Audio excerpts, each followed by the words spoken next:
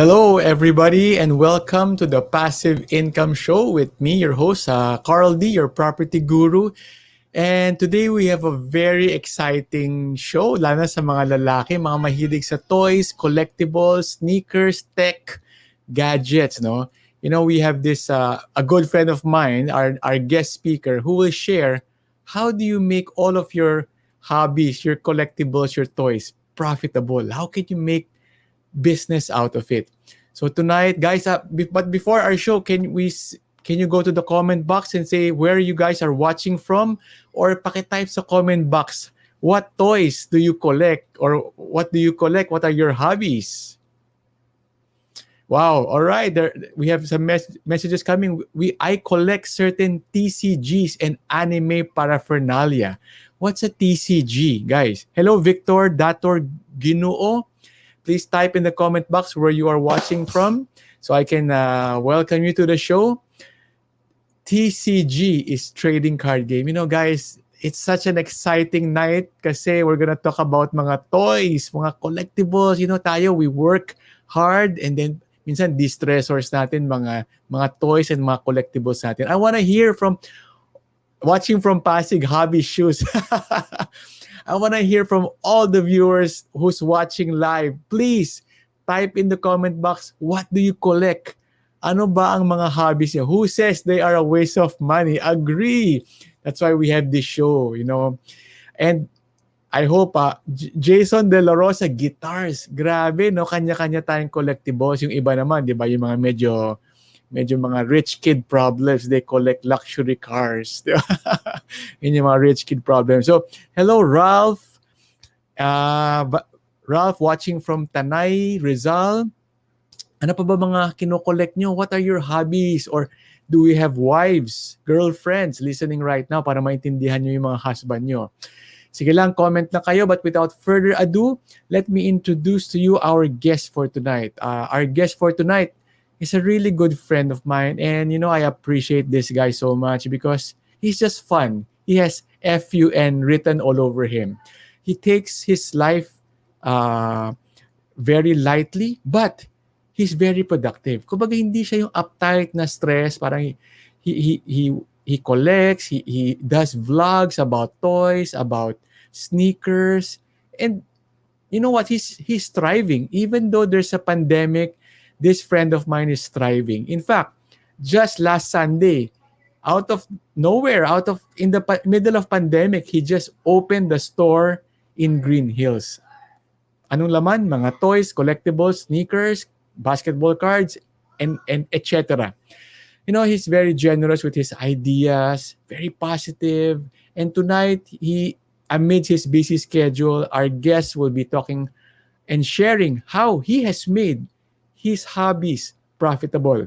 But this guy, he's a corporate professional working in many, many big corporations like PLDT. And without further ado, I would like to welcome our guest, Mr. Carlo Ople. Hello. Maraming salamat. Thank you, Carl, for having me. Shout out to everybody from the Bounce Back Network, Philippines. Thank you po. Maraming salamat. Welcome. Carlo, this show is featured in the Bounce Back Network and also on Chinoy TV. So hello mga kachinito out there. Hello to everybody Carlo, from Chinoy TV as well. Meron ka bang dugong Chinoy? I'm not aware, but pero I have small eyes, so You have small. Carlo, before we start our show, I want you to give a little background of yourself. So how you started your journey? Yeah, sure. So hi everyone. My name is Carlo. So I've always been in the digital field. So my career has always been in the digital marketing space. But if there's one pivotal moment in my life, it was when I was working. My first job, I was working at a call center. So that's siguro why my English is kind of good. So I was in a call center for a couple of months, and then I remember having a conversation with my dad, with my late grandfather, who also happens to be the late Senator Blas F. Ople. And they just told me na it's important to pursue things that you're passionate about and that you love.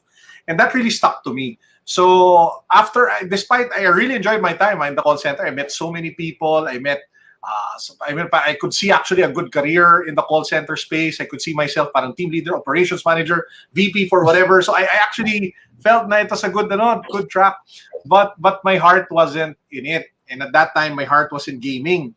So I pursued a career in gaming. So I was able to land a job in one of the biggest gaming publishers back then, which was Net Games. Then eventually Net Games bought Level Up, which was the publisher of the game Ragnarok in the Philippines. So I ended up becoming like the brand manager for Ragnarok. And then my career is pretty much me pursuing stuff that I love.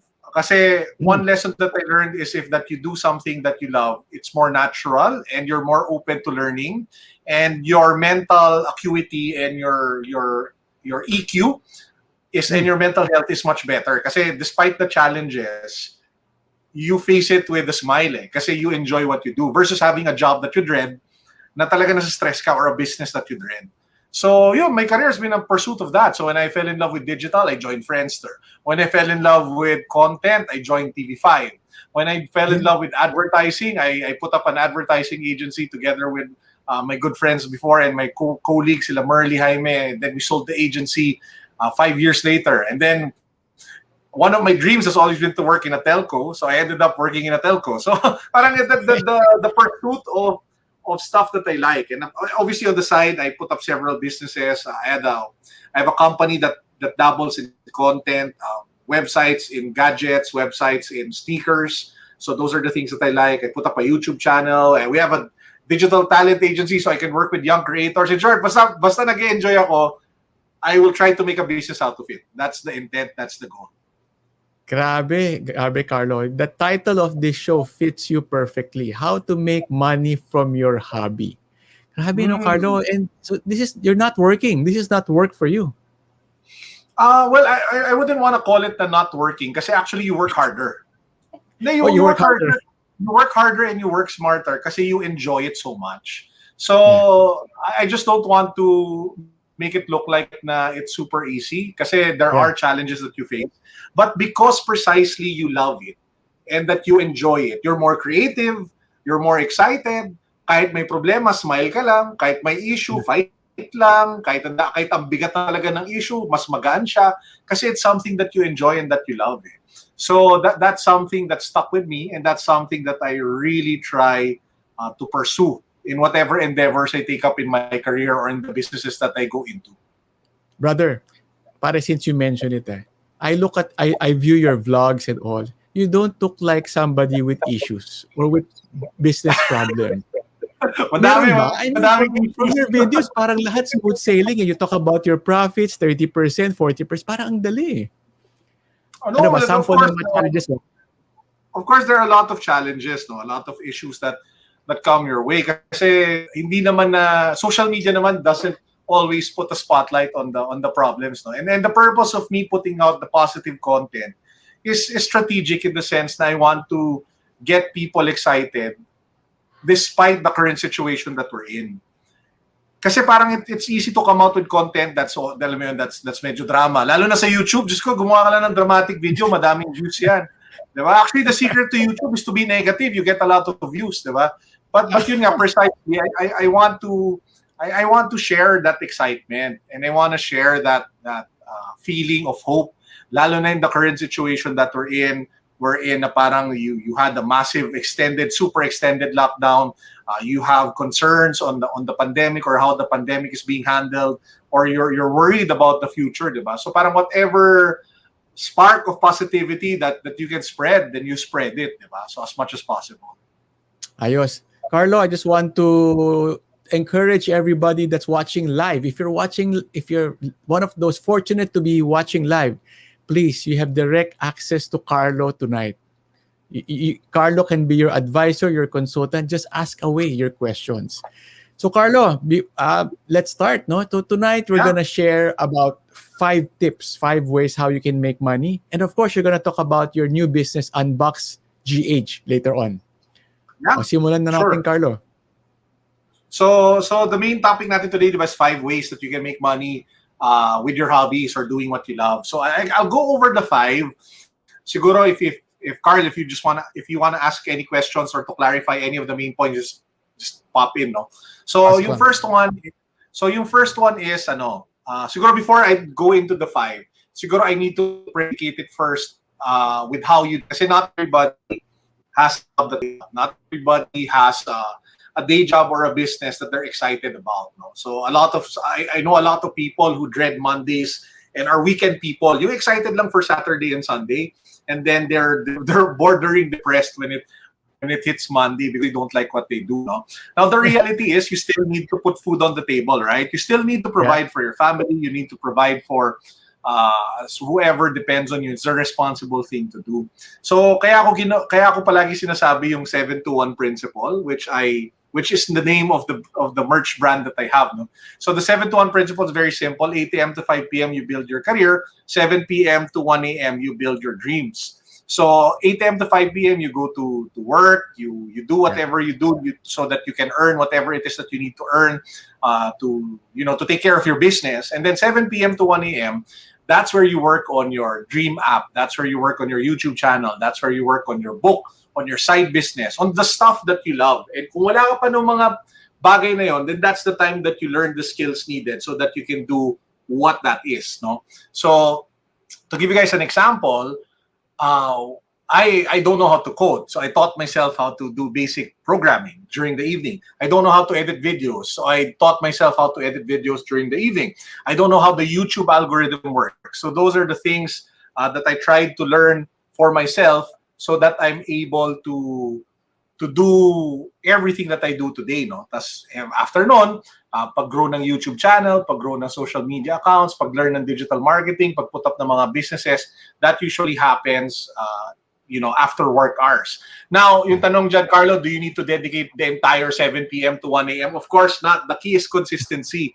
So if you can just put 30 minutes a day, then just 30 minutes a day. But 30 minutes a day is better than zero. Diba? So yun yung trick. Being able to carve out time every day consistently to build something that you love and that you enjoy. So yun yung pinakaunang premise that I have to put on the table. Now, the 5 ways to monetize your hobby. Carlo, hang on. Before that, I want this to simmer muna. Para, I wanna confess, Carlo. When I first met you in one of the stage, meron kang sinabi na nag-sink in sa akin. This was long time ago, brother. Maybe 8 years ago, 9 years ago. You mentioned on a stage, you said, be a content creator, not a consumer. Do you remember saying that? Yeah. And that really stick to me. And sabi ko, and up until today, years and years after you said it on stage, I tell that to my kids and my wife. Let's have a culture of creating content, not consuming. And now I'm gonna add this one, and I'm gonna talk to my daughters later and say 7-to-1 principle. I love this, Carlo.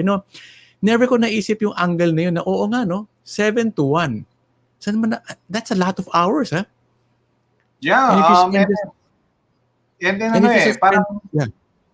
then the key there is the consistency part. Kasi usually when I say that, yung mga tao umiiling, yung sinasabi nila, may asawa ako, may pamilya ako, I have so many responsibilities, how can I do 7-to-1? You don't have to spend like the entire 7 p.m. to 1 a.m. Diba? As you grow older, you have more responsibilities. Yung 7-to-1 mo can be 11 to 11:30. It can be 10 to 10:30. It can be whatever it is. If you're younger, you can probably do 7 to 5. Diba? Pare, to all the audience out there, this is a fun, big takeaway. 7-to-1. Sabi nga ni Carlo, kahit lang 1 hour, 10 to 11. Let's say, diba, you're busy, you have work the next day. 10 to 11, dedicated for something that you're passionate about or your hobby. Fantastic, Carlo. Before we go to the 5, Carlo, kumusta naman, being married and yet you're into toys and collectibles? Hindi ka ba na-judge? Because you're not following the mold of a typical breadwinner. Ganon. Well, alam mo, I'll share with you something interesting. So a good friend of mine, so I have a really strong affinity for a brand that's usually related to young people. It's called Off-White. So it's by Virgil Abloh. Basta, to make a long story short, they have bags, they have clothes, and they have shirts, and they have whatever. So a friend of mine asked me, Carlo, hindi ka ba masyadong matanda na to wear Off-White? Ang sabi ko sa kanya, Hindi, bro. I'm too old to care what other people think. Parang I've reached the point na I don't care anymore what others think. Parang I like the brand, I like the creator, I can afford it, Yeah. then I'll buy it, diba? As long as I'm responsible with how I spend my money, then that's it. And I guess it's that attitude that has carried me through the years. I was talking to Jason, you know Jason, diba? Jason Law, Yeah. and he told me, Carlo, if there's one defining trait about you, what would it be? Sabi ko, I don't care about what people Wow. think about me. Yeah. So, think what you will. Kung yung iba nayayabangan, kung iba naaasar, kung iba nababaduyan, kung iba feeling nila masyado ako matanda to talk Yeah. about Dragon Ball and toys, kung iba masyadong feeling nila I'm out of the mold, kung iba inisip nila dapat corporate ka lang, wag ka magnegosyo on the side. Ang Yeah. sagot ko sa kanilang lahat, Kebs. Diba? Wala akong Okay. pake. Parang don't care. Parang, I mean, I have one life. I have one life. And I will live it the most that I can based on what God has called me to do. Diba? Yeah. And I know for a fact deep down inside that one of the missions that God gave me, or at least one of the things that I feel that He gave me, is to try to show people na you can marry passion with purpose. Na you can marry what you love with what you do for a living. Because I guess ultimately that's what God wants everybody to have it. Diba? People, it's joy and happiness doing God's work and doing what it is that you're meant to do. So Love ako, kung may mga tao minsan nagsabi, uy, nangongolekta siya ng Dragon Ball, uy, parang medyo bonjing siya. Parang ako, wala akong pake. Parang gano'n. You know, guys, sa mga nanonood, Carl, parang ganda ng pangalan natin, no? Oo nga. I really admire Carlo, and really, you know, to be in a authentic self situation wherein, you know, pag sinabi ni Carlo, Kebs, wala akong care. It's not in a negative point of view. It's such in a light, para sa akin, it's such a light point of view. Kasi syempre ako, you know, I have to wear my polo when I'm very conscious about other people. But Carlo, I think a lot of people who are hearing your thoughts are getting inspired right now. Di ba? Na, totoo lang, who set all those measures and boundaries? Wala, di ba? Basta you're following the boundaries of God. Di ba? Then that's good enough. Yeah, and Salamat, parang society pressures us too much to try to get the approval of people that you don't even care about, you don't even know. So why would you want to conform to a culture like that? Why would you want to conform to something like that, diba? Parang why do you want to be the slave to that when you can be, you know, you can create the change and you can create the world that you want versus being in a world created by others. So, ako, I'd rather be on that side. Yung parang, okay, ano pwede kong gawin? What can I create? What can I do? What videos can I make? What articles can I write? What worldview can I put forward that people might appreciate? Obviously, along the way, people will disagree. Some people will hate it. Some people will not like it.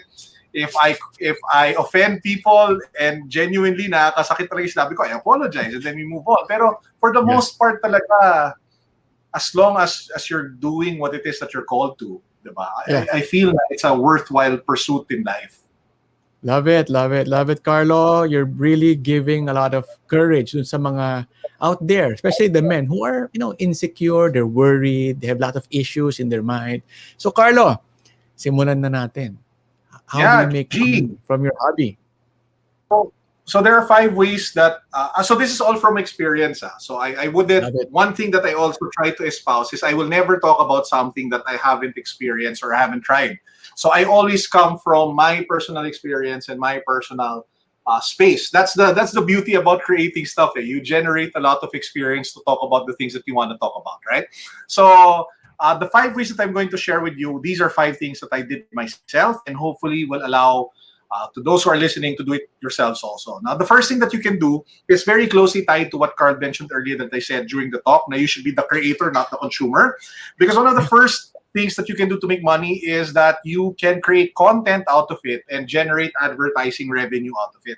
So you can create a YouTube channel, you can create a blog and write. And then eventually, once you hit the minimum parameters for YouTube, I think it's like 1,000 subscribers and 4,000 watch hours, if I'm not mistaken. And then every time you get an ad on your video, you get a cut. So mag-share kayo ni Google. It's the same thing with AdSense. If you start putting ads on your website, you can generate income already. So that for me by itself is such a powerful and liberating tool. And that's why you see a lot of young content creators, a lot of young YouTubers, and a lot of YouTubers in general who are making decent amounts of revenue while they are on YouTube. So doon pa lang, do a video or do a YouTube channel about something that you love. Keep at it, keep growing, keep sharing, and be consistent. Follow an upload schedule. Kasi we can talk about YouTube 101. That will take up the entire night. No? So baka that can be for another topic. Basta yung point ko lang, just keep doing it and be consistent and keep learning and keep adjusting. Siguro yun yung number one tip lang. You should never be afraid of failure because you need to fail so many times to get to the point where you're successful. Ang tawag dyan sa Silicon Valley kasi is growth hacking. You try multiple solutions to one problem, and then the solution that works, you double down and do that all the time kasi it's the one that gives you results. So for example, gagawa ka ng YouTube channel about sneakers. You can create 5 different topics. Gawa ka tungkol sa unboxing, gawa ka tungkol sa ukay-ukay, gawa ka tungkol sa pagpunta sa mga outlet, gawa ka tungkol sa basketball reviews, gawa ka tungkol sa running reviews. Tapos kung ano man yung may pinakamadaming views or napansin mong pumapatok, you do on that. So that's what you call growth hacking. So yun yung mentality dapat na it's okay to fail, it's okay na pumalpak as long as you learn. So once you're able to grow the channel, you start earning revenue. Diba? So that's the first one, which is advertising. Kasi eventually, pag lumaki ka na channel mo, go ahead, sorry. No, I'm gonna, before you go to the next one, you were saying before lumaki yung channel mo, pag lumaki na yung channel mo, eventually brands will go to you. They will try to offer you brand deals. Yun yung mga parang advertisements, endorsements that you will do. And that also pays well. No? So in the advertising space pa lang, napakadaming ways na to generate income for something that you love and something that's your hobby. Wow. Guys, for those listening, Carlo, I wanna stop you muna there. Sobrang informative and meaty what you just mentioned about creating content and advertising. And I want to encourage all the viewers out there. No? Di ba, Carlo, lately I've been seeing people in TikTok, millions of followers, they are female truck driver in Canada and they just document their daily life. Di ba iba gumagawa lang ng Subway sandwich? Yung iba naman, ice cream. What's the logic behind those popularity of ganun videos? Well, specific to TikTok, it's a different animal kasi than the YouTube. No? So sa algorithms kasi dictate what videos generate the most views. So for TikTok kasi it has a lot to do with trends. It has a lot to do with engagement. And the great thing about TikTok is that it is the easiest way to create and upload videos that can have massive organic reach. So ano ibig sabihin yan? If you're a truck driver, you can do TikTok easily. Kasi all you need is your phone.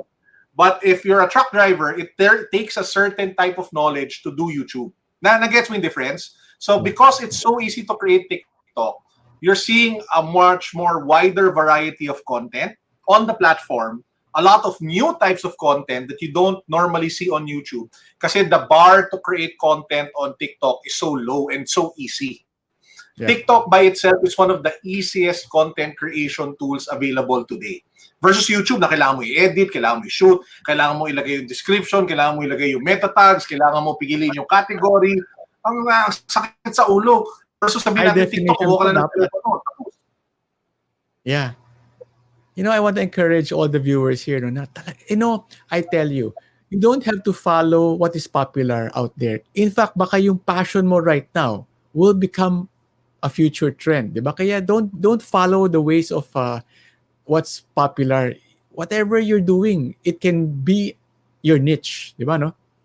Yeah, whatever makes you happy. That's important. Yeah. Kasi alam mo, one of the biggest mistakes that a lot of content creators make is that when they think that they will start a YouTube channel, ang automatic na isipin nilang topic is something related to their day job or something related to their and for me that unless you really, really enjoy deep down inside what it is that you do for a living, that can be the biggest mistake that you can make.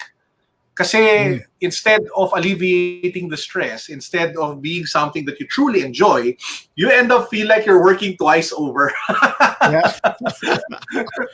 Diba? So to give you an idea, I will not na lang name names, but for example, Ah. there was this paano ko ba gagawin hindi obvious? There was this man who or person in the church business. Basta let's say, tawagin na natin siya Pastor A. O, di ba may Pastor A?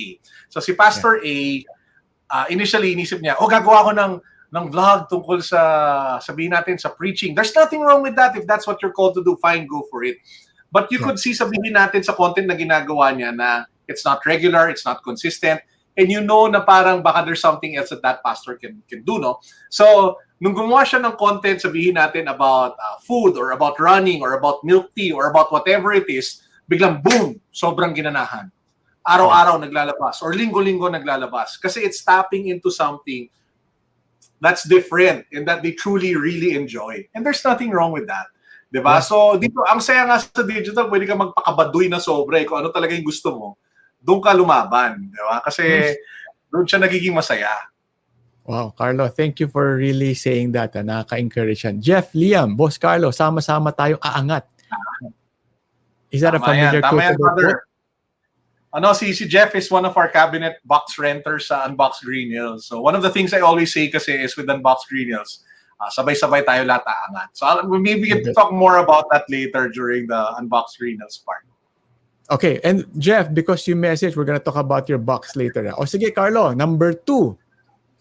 Okay, so number 2 naman is what you call affiliate sales. So this one naman is you sign up for an affiliate program in Lazada or Zalora. Affiliate program, to make a long story short, you earn a commission every time somebody clicks on the links that you generate and they buy a product. So for example, So guys, tingnan, kunyari YouTube channel ko to. So guys, tingnan nyo itong umiilaw ko na power bank. May sobrang cute na pusa, may pulsating LED, pwede siyang USB-C, 10,000 mAh, may wireless charging, pwede nyo papalitan yung pusa. So kung gusto nyo bilhin to, may link down below, meron kayong 10% discount code. So kunyari sinabi ko yun sa video. And then somebody clicks the link and then buys it on Lazada or whatever, I actually earn a small commission. So that's what you call affiliate sales. So apart from having advertising, really happening. Yeah, and then the amount is not small. I know people who are making a killing talaga on affiliate marketing and affiliate sales. You just have to know basic foundation of digital marketing. Kasi, and siguro I'll touch very quickly on that, no? All of the 5 ways that I'm about to talk to you about, the base skill set is digital marketing.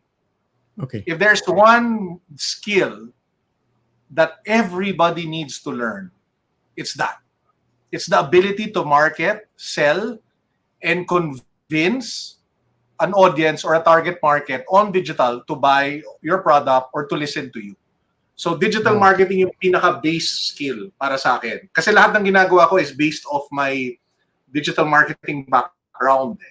Yeah. So yun yung pinaka-critical. Parang all these 5 things, if you don't know digital marketing, mahirapan ka. So siguro yun yung number 1 na kailangan aralin ng mga tao, how to properly market on Facebook, YouTube, etc., etc., etc. But yeah, that's how affiliate marketing works. All right. So how do you apply that? Kunwari ako, I'm just starting out, diba? How can I apply affiliate marketing? Well, you know the saying, diba, in finance, you should never put all your eggs in one basket. It's the same as a creator. If you're becoming an influencer or a YouTuber, you shouldn't put all your eggs in one basket. In short, wag ka lang umasa sa sweldo mo sa YouTube. Kasi the YouTube revenue is up and down. The YouTube revenue can be high today, it can be down tomorrow. There are a lot of external factors that can affect the revenue that you earn from your YouTube AdSense revenue. So one of the things that I teach creators is that you should diversify your income streams. So apart from earning, sabihin natin, on your YouTube sweldo, you get, sabihin natin, deals from brands, so which is the second layer, which is called brand deals, diba, yung mga lumalapit sa'yo. So yung skill set para matuto ng brand deals, kailangan mo matuto gumawa ng media kit, kailangan mo matuto magbenta, kailangan mo matuto magpresyo, kailangan mo matuto gumawa ng content that you can sell across social media, be it Instagram, Facebook, Twitter, TikTok, or your YouTube channel. The third way to generate revenue is affiliate sales. So yan yung magpo-post ka ng mga links sa lahat ng mga video, nag-unbox ka, sabihin natin, itong pabango na to, sobrang bango. Usually creators will end there. Diba? Tapos na. Hindi na nila pag-usapan. Guys, ang bango. Yun na. Yung mga matatalinong creator, sabihin nila, guys, ang bango. Kung gusto niyo bumili, may link sa baba. Click nyo lang. So by adding that one extra line, they can monetize showing this perfume, which is super bango, by the way. Creed Aventus, sobrang bango. Anyway. So, may link sa baba, may link.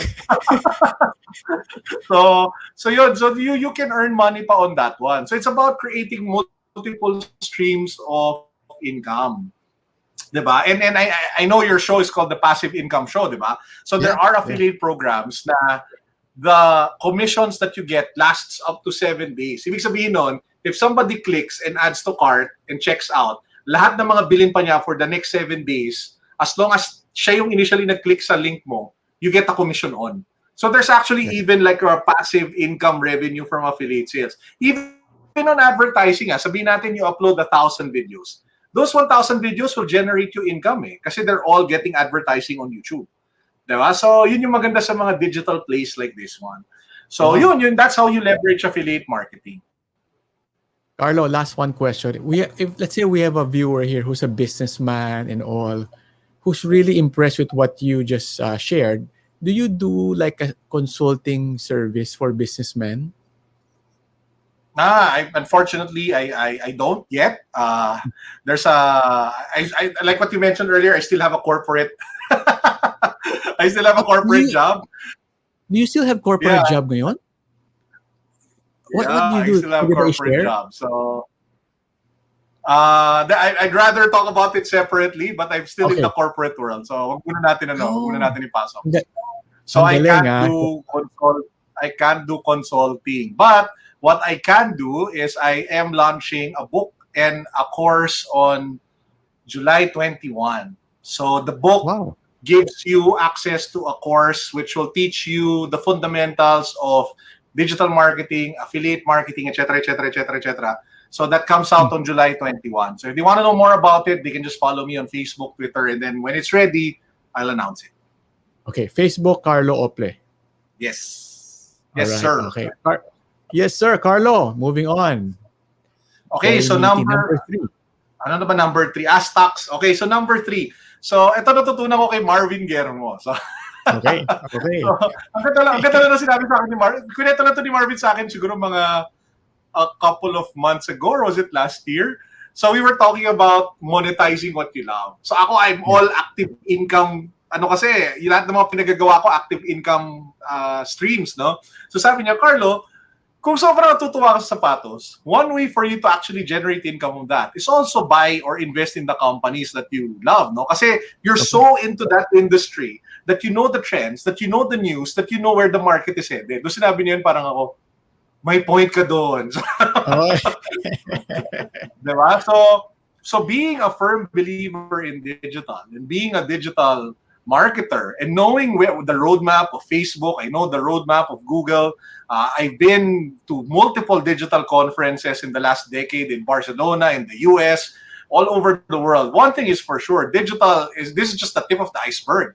I mean, there's still so much that we have yet to see that I've seen, sabihin natin, in the digital conferences, Mobile World Congress in Barcelona, or in Facebook F8 during their events in the Facebook headquarters in the US. So ang ginawa ko na lang, I think it was last year. I invested heavily in tech stocks kasi nga I'm so into tech. So sobrang fan ako ni Elon Musk, so I bought into Tesla. Sobrang fan ako ng Amazon, so I bought into Amazon. Sobrang fan ako ng Facebook. So that world, I invested heavily in.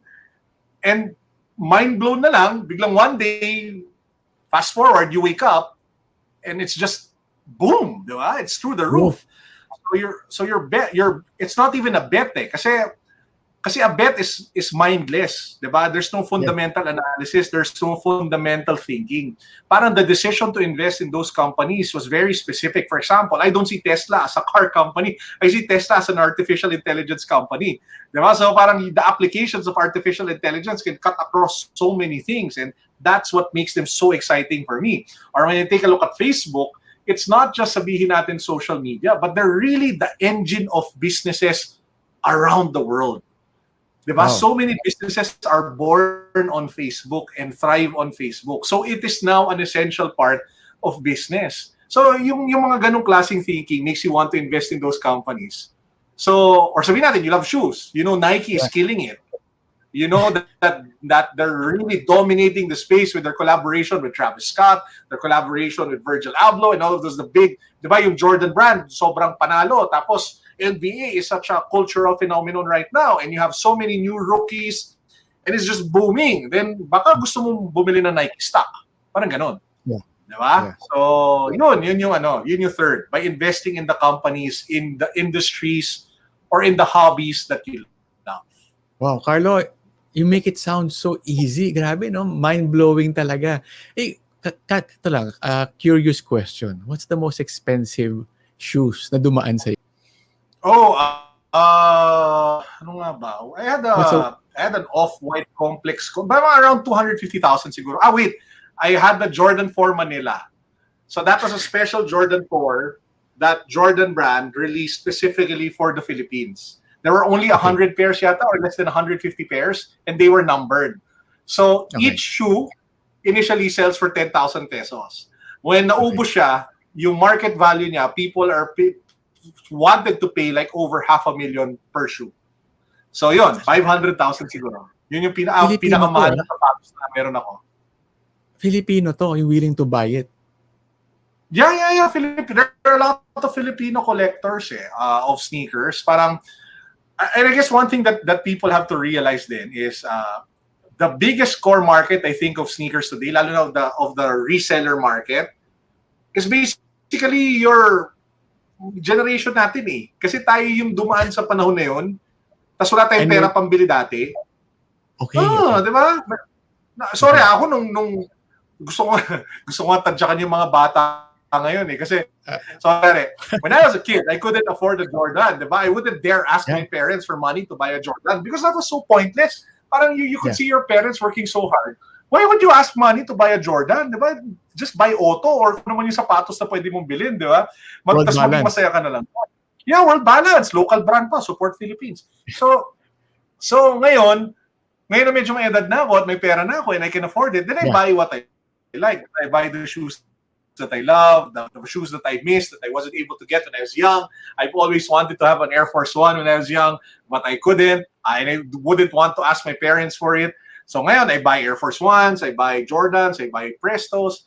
So I guess yun din yung phenomenon with a lot of the people who buy NBA cards today and shoes. There are people who are like me, probably in their 30s, mid, late, or early 30s, or maybe 40s, even 50s, who couldn't afford it back then, but now they can. Diba? So yeah, shoes, they have a massive aftermarket. Carlo, ako kasi I'm from a generation ng Voltes 5 eh. Are you into that? Nakita mo yung bagong yung DX Soul of Chong something, Kogin ba yun or whatever na Voltes 5? That was selling initially for like 35,000 pero ngayon I think nasa 45,000 na siya eh. So yeah, even sa toys, ang laki ng resale value, ang laki ng resale market. Kasi nga, our generation or the generation that's a little bit older na now, that was able to save, that was able to create like some sort of fun for themselves, you know, when they look for something to distress with, lalo na with the pandemic. Kasi with the pandemic, kasi people can't go out eh. You can't travel. Okay. You can't eat out. So what do you buy? You buy stuff that you love that you can put at your house. So it can be toys, it can be NBA cards, it can be art, diba? So yun pa nga yung nag-boom eh. I was talking to an NBA cards collector yesterday. And sabi niya sa akin, yung NBA card value really skyrocketed during the pandemic. Kasi number one, there were so many things that happened. Last Dance of Michael Jordan came out on Netflix, so that drove the prices up. Kobe Bryant passed away, God rest his soul, diba? that shot the value of all Kobe Bryant cards and Kobe Bryant shoes through the roof. You have LeBron now, slowly, nakikita mo na, Father Time is catching up, di ba? You have a lot of exciting new rookies from Trey Youngs to Luka. As in talaga, sobrang crazy. So all of those hype things, plus the fact that everybody's at home and they can't go out, and yun na lang yung bili nila, that really drove the value higher. Carlo, I have one question, then I'm gonna ask you about your new store. One question. How do you do it, Carlo? Sobrang kabisado mo ang sneakers, ang toys, ang basketball. Plus you have a corporate work in the morning. How do you manage all of this in your one single brain? That is a good question. How do you compartmentalize or how do I manage it? Well, one for work.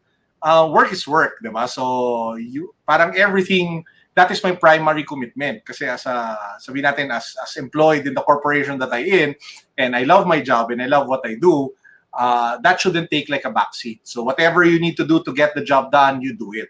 Now, in the spare time that you have, consistency lang talaga. I guess yun na yung best thing that I can answer it with.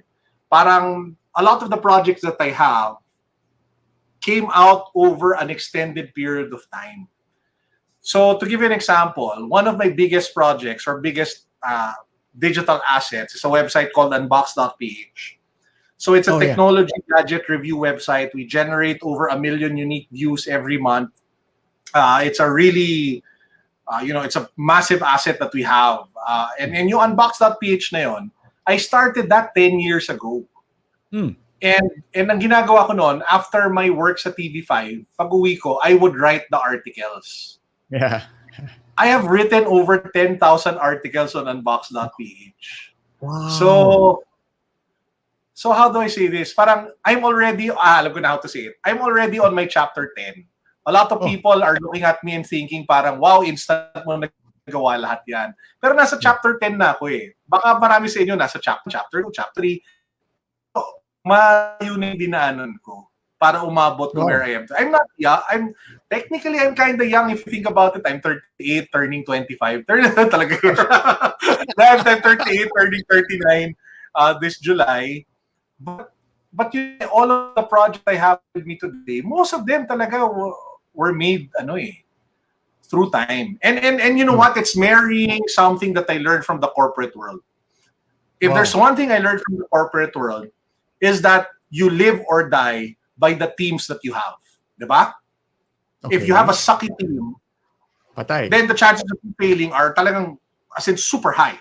But if you have an innovative, energetic, caring team who takes ownership, then laban kayo. Talagang diba? Talaga fight kung fight.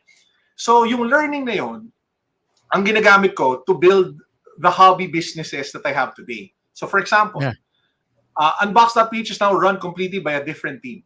So they have an editor-in-chief, they have writers, they have video editors, they have salespeople. Binuo na yung team, kasado na yan, laban na sila. When I put up a digital talent agency, ganun din. We got somebody that I trusted, somebody that I've worked with so many years. Shout out to Leia, shout out to Jamie and John, to everybody in the Unbox team.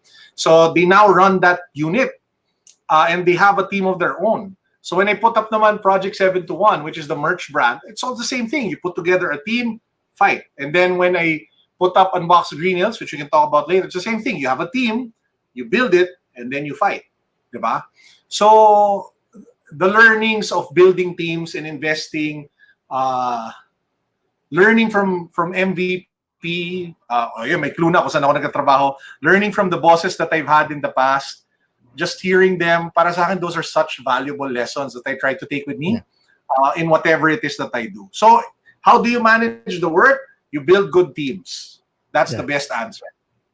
Pare, nakaka-inspire talaga. Actually, nakaka-inggit, pero bawal ma-inggit, but nakaka-inspire. Your situation, you have your corporate job and you probably get a pretty significant, sizable salary with your experience and expertise. And yet, you can do some side businesses pa, no?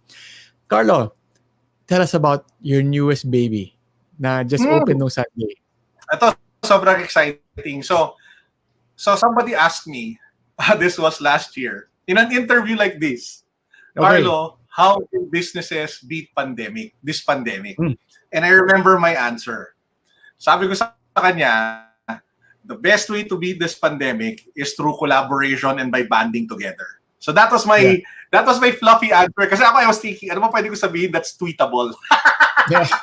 So, di ba, parang, alam mo yan, Carl, you do public talks, di ba? So, when you give talks, di ba, you try to get like a few one-liners that you feel when you deliver it well, talagang people will retweet or talk about it, di ba? So, nung tinatanong sa akin yun, ano ba yung mga buzzwords na pwede kong gamitin para talagang pagsabihin ko, parang, wow, yung mga tao, gano'n, di ba?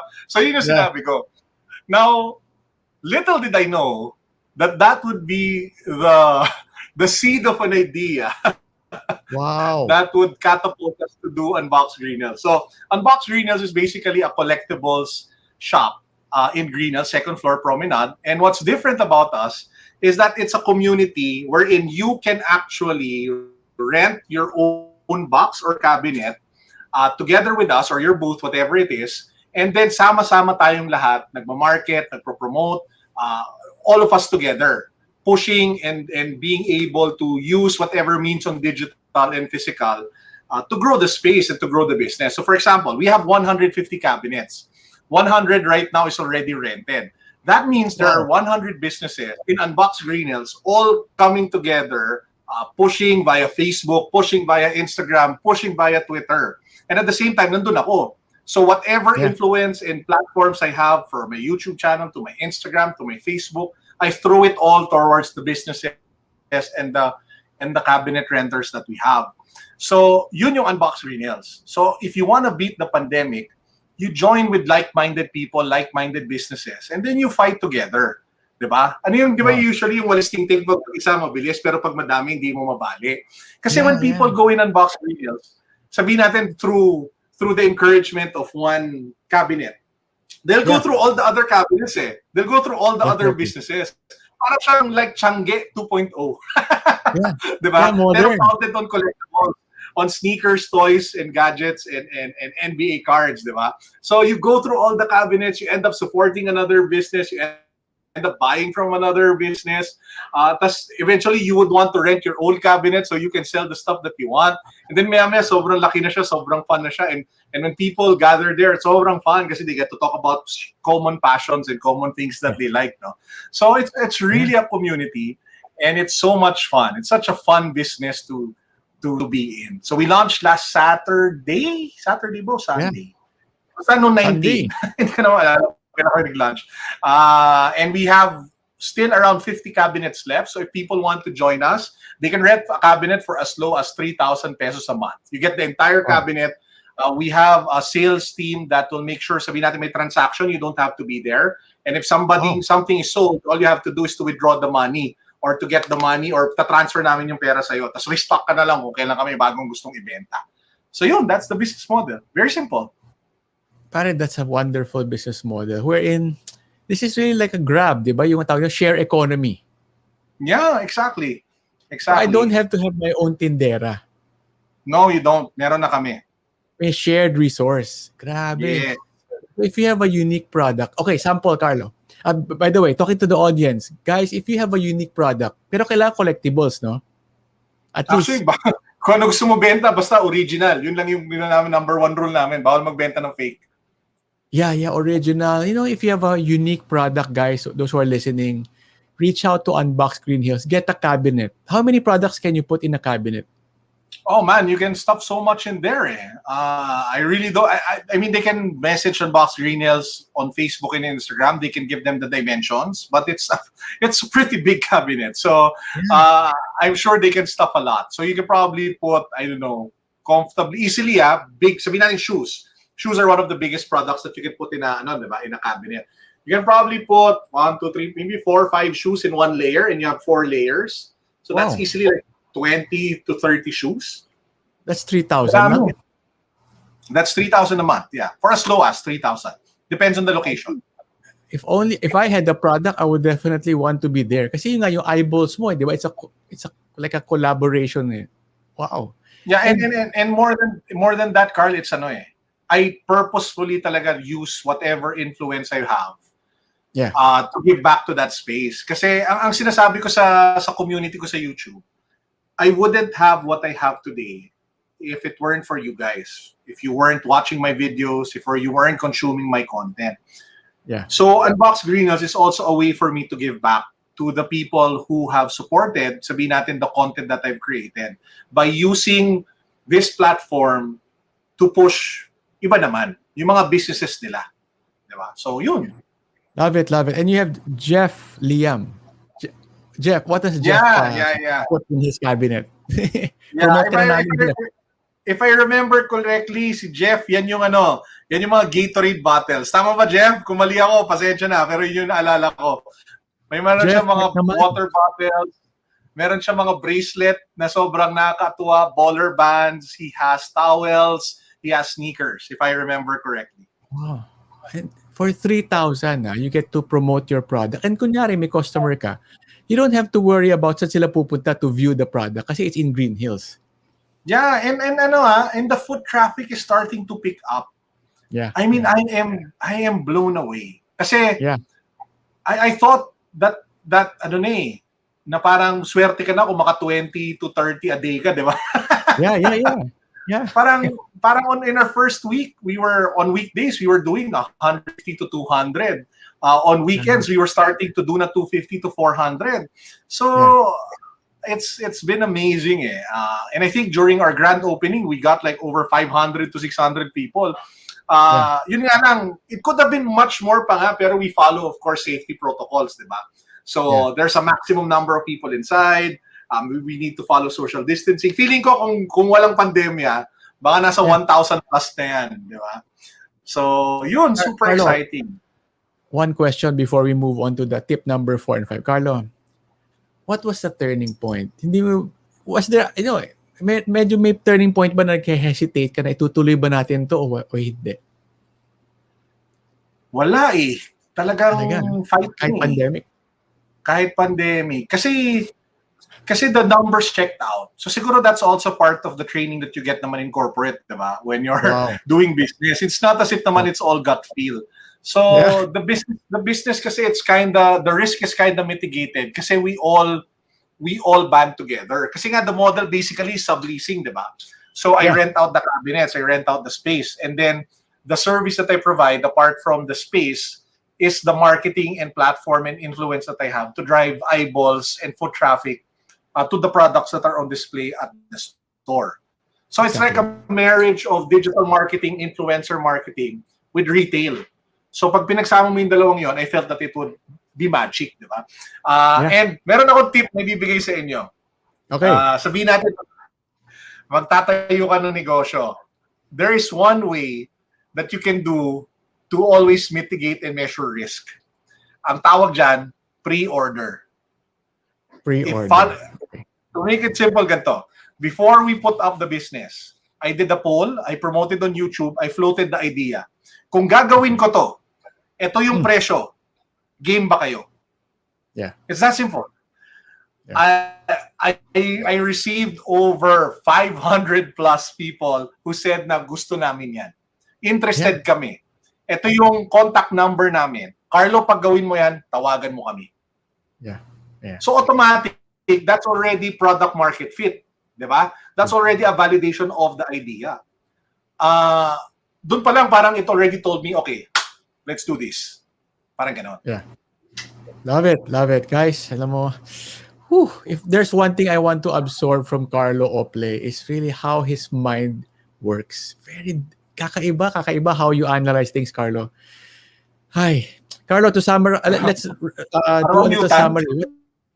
A mutant, Grabe, but Carlo, nakaka-inspire ka talaga. You don't have to wear any long sleeves or necktie or, you're just authentic self. Are you at home right now or nasa store? Yeah, this is my home. Dito ako nakatira, yan yung background ko. Yung rubber shoes sa likod, yung mga ginagamit mo yan. Yeah, the shoes on my back are usually my favorite shoes. Those are my favorite sneakers that I wear almost every day.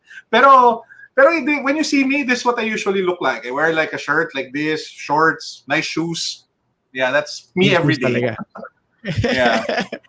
You go to your corporate work, ganun din? Before, I would go with the, ano na lang, I'd probably wear a jacket lang, but it would always be a shirt, jeans, and nice shoes. And then a jacket. Grabe. Grabe. Nice shoes. Nice. Shoes makes the man. Oh, pero you know what? Some of my most interesting and fascinating conversations with the top executives of the company that I work at came from the shoes that I wear. Yeah, I think so. So parang I never ko inakala na I would be able to use it as a conversation piece. and even recommend them shoes that they should wear and buy. You're very authentic, pare. I really admire you for that. But behind you is also mga, ano ba nasa likod mo? Pinapansin ko na yung background mo. Funko Pops? Those are Funko Pops. I'm a huge fan kasi of Dragon Ball.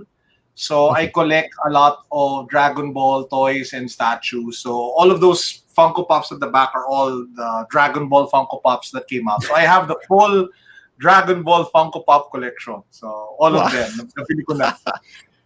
Grabe. And ano yun sa baba? Yung parang mga red, black, orange. No, those are one of my favorite brands kasi it's called Human Made. So yun din yung mug ko. You know. Oh, damn. So, okay. Human Made. So si ano yan, the guy who made Bape, his name is Nigo. Ang philosophy niya, ano yun, gears for future teenagers or something like that. And yung philosophy niya kasi, si Nigo, is that by the stuff that he creates and the stuff that he designs, he feels that it keeps him young. Yeah. And that it makes him young. So I could totally relate with that. Na parang age is really a number if you do what you love and you do what you enjoy. So I totally connect with this philosophy. That's why I support this brand. So a lot of the stuff that I have is from him. And I just really connect with it on a very deep level. And this guy is overseas, not Filipino. He's Japanese. He founded Bape, which is one of the most famous streetwear brands and accessories in the world. And he's really a streetwear art icon.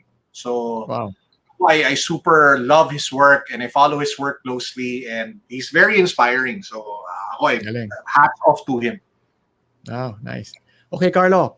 To summary, number one is advertising and affiliate advertising, no? Yep. So number one is advertising. Number two is affiliate. Number three is investing in stocks. Number five is actually yung Unbox Green Hills. So number five to make money with your hobbies, to join us at Unbox Green Hills. But number four, siguro which is the last, is to flip or to resell items. And allow me to take some time to quickly explain this, no? Sige. If you take a look, so I can explain it actually in a very finance way. So I know that a lot of people here listening are probably have a finance or business background. So how can I explain reselling sneakers or reselling basketball cards in a way that you guys would appreciate? It's basically selling assets that have appreciated in value. Diba? So that's how I would call it. In the same way where you guys would buy stocks and then sell them when they have appreciated value, or you would buy gold and then sell them when they appreciated value, or when you would buy real estate and you would sell them when they have appreciated value. All of the items in my bag, be it the shoes, be it bags like this, na Supreme Louis Vuitton, be it NBA cards, be it Funko Pops, be it perfume. There are certain types that appreciated value because of artificial controls on supply and demand. So if you know how to spot the trends, you could tell which ones will go up in price, which ones will go up in value. And you can play that game. Diba? You can buy low, sell high.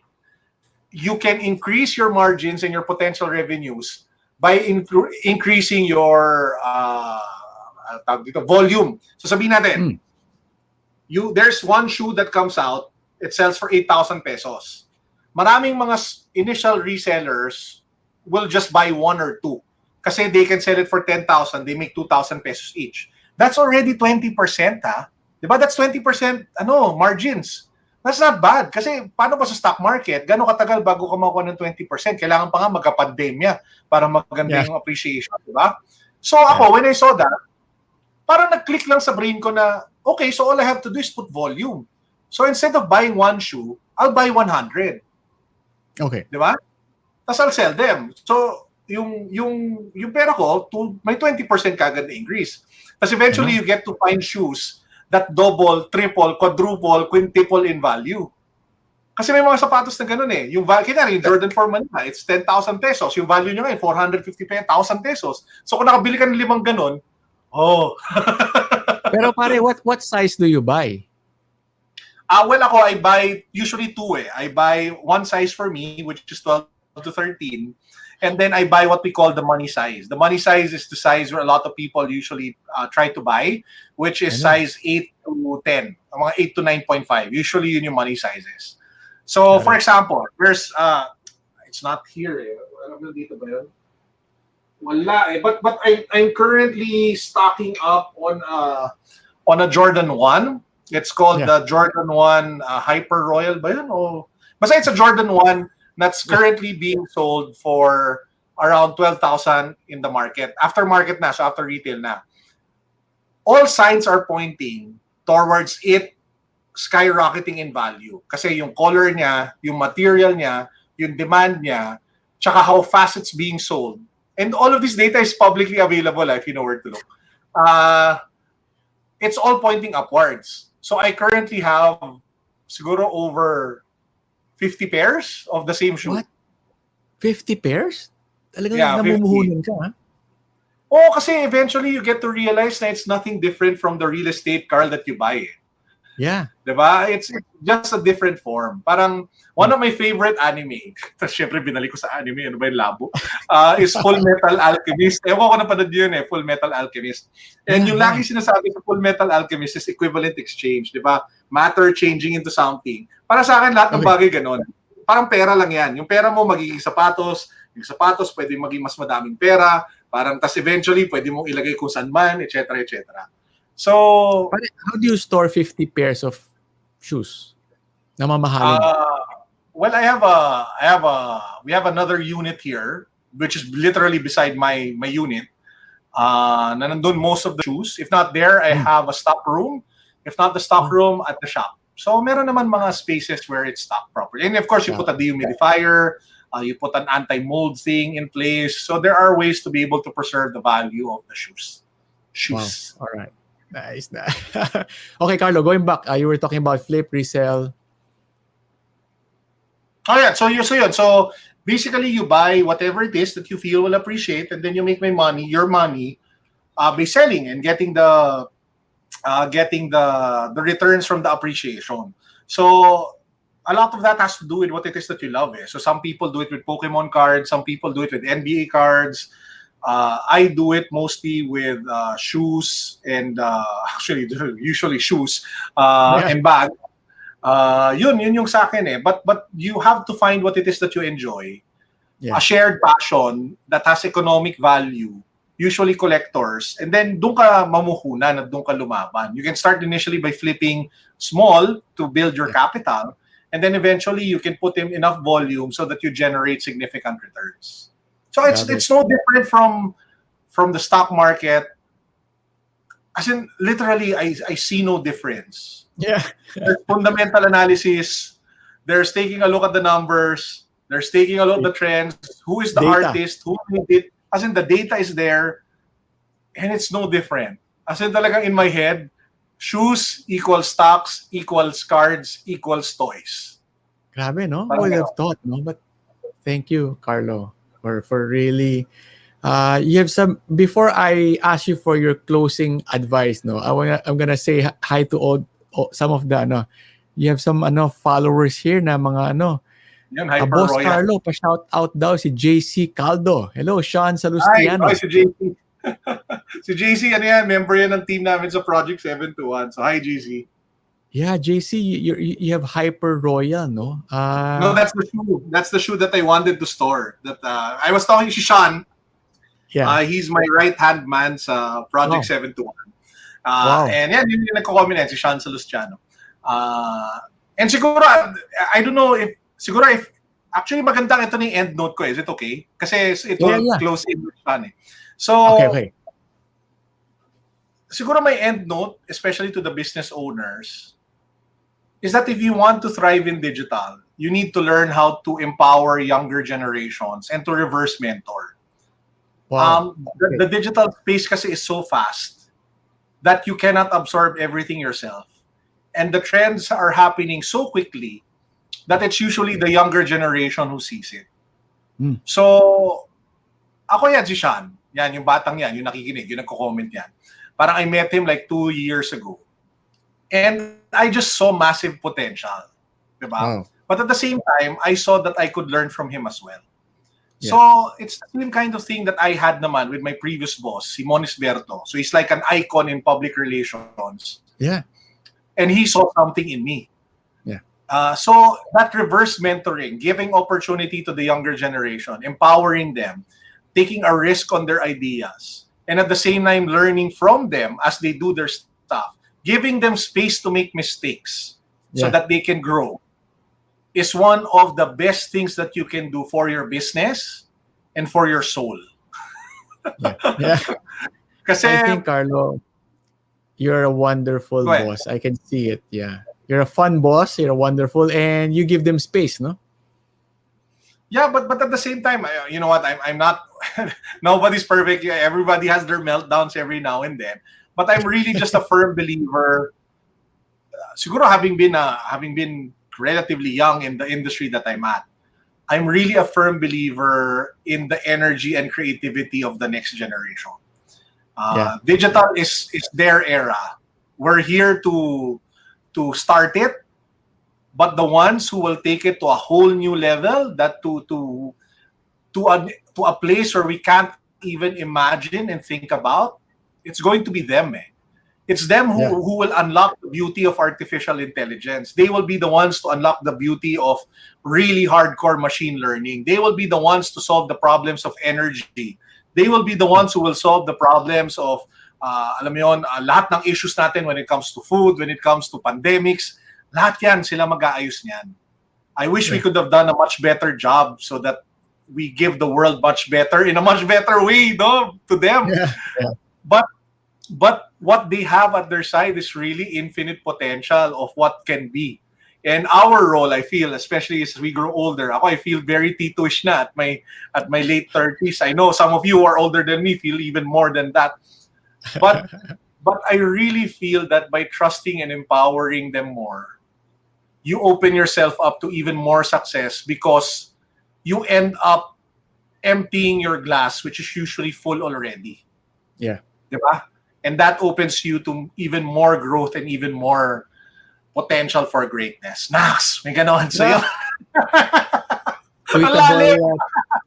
Tweetable. Di ko kaya ulitin yun. So we will end the show on that note. Carlo Ople, wow, what an inspiring night. And sa lahat ng viewers who are with us during the live, and if you're watching the recording, please go to your comment box and say something encouraging. I like to end my show with the audience acknowledging, appreciating, encouraging our guest speaker. So everybody, Raymond Season, hello, how are you? Good to see you here. Den Domino, Sean Salustiano, JC Caldo, Victor Dator Ginoo, Cat Down Under. Salamat everybody for keeping us company during the live. And just keep on sending your encouraging words and appreciation to Carlo. Maraming salamat. Thank you, Carl, for having me. It was fun. Wow, it's very inspiring. Mapapaisip talaga ako after this show on what I'm gonna do with my 7 to 1. Kung kailangan mo ng manager sa YouTube channel mo, naghahanap kami ng mga finance and business talents. Pare, I already told Michelle. Did Michelle told you? Usap tayo. Did Michelle send the message? You know, because of this show, I'm so open to collaborate because I see the power of parang linking with other people. Carlo, salamat. You are an inspiration. Tito Carlo, happy birthday in advance. You're 38, turning 28 next month. Yeah, July 21, birthday ko. So, 38 turning 28. 38 turning 28. Thank you very much, guys. And follow Carlo in his Facebook sa Carlo Ople and Unbox GH. There's still 50 slots. Thank you, everybody. Good night. Boom! Boom. Salamat also, Sean. And thank you for watching the Passive Income Show with Property Guru Carl D. And also follow me on TikTok and YouTube. But I'm very active in TikTok. Mas madali, Carlo, di ba? Oo, so may duma-dance challenge ka din. Mga ganun-ganun ka rin, mga ganun-ganun. Good night, Carlo. Good Say night, hi salamat. to your cat for me. What's the name of your pusa? Dusty, Rumble, Tiffy, and Cleo. Ano ulit? I have 4 Dusty, Cleo, Rumfold, and Tiffy. I met Dusty during the show with Michelle. Good, no? All right. Good night, Salamat. everybody. Good night.